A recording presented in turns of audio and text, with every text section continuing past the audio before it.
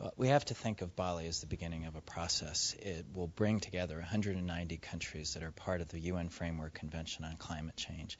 And what they will start are the negotiations that lead eventually to some form of agreement among those parties for a new framework on climate change. Some point to a goal of reaching agreement by the end of December 2009 in Copenhagen.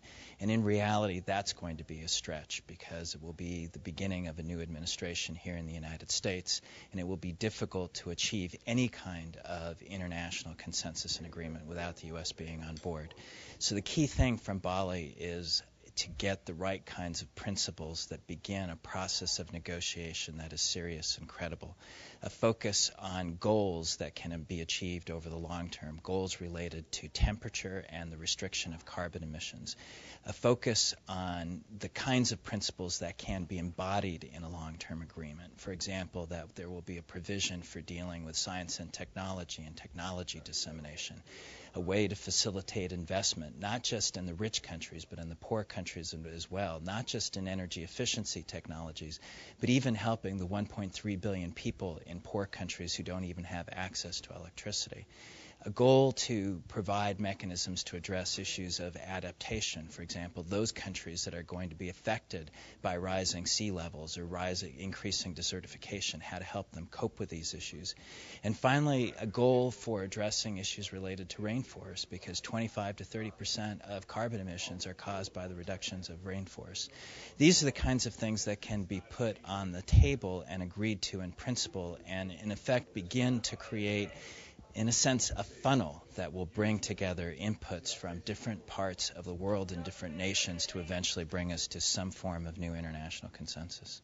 I think one of the things that we have to understand is why this problem is so difficult, why it's hard to reach an agreement. It doesn't matter where the next unit of carbon is emitted, whether it comes from Detroit or Beijing or Delhi or Newcastle, it still has the same impact of putting more carbon into the atmosphere.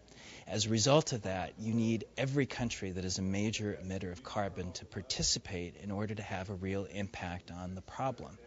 It becomes more complicated because countries like China and India will look at the industrialized world and say, you know, it was you, the industrialized world, that actually created the concentrations of carbon dioxide in the atmosphere to begin with. So why should we pay the principal costs?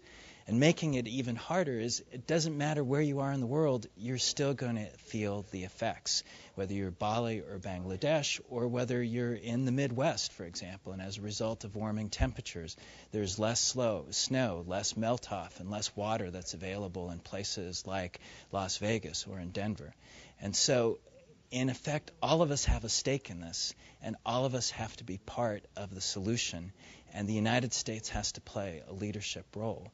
And the fact that the United States and China and India have approached this with such hesitation has made it extraordinarily difficult to actually get traction on some form of effective set of negotiations. I think it's absolutely unimaginable to think that China is going to limit its growth rates in order to comply with some form of international climate change agreement.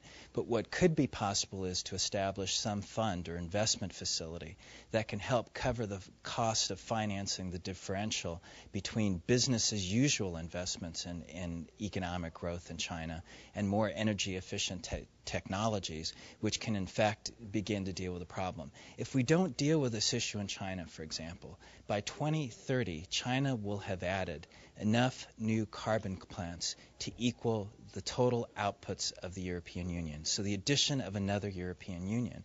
And so it underscores why it's absolutely critical to address those types of questions.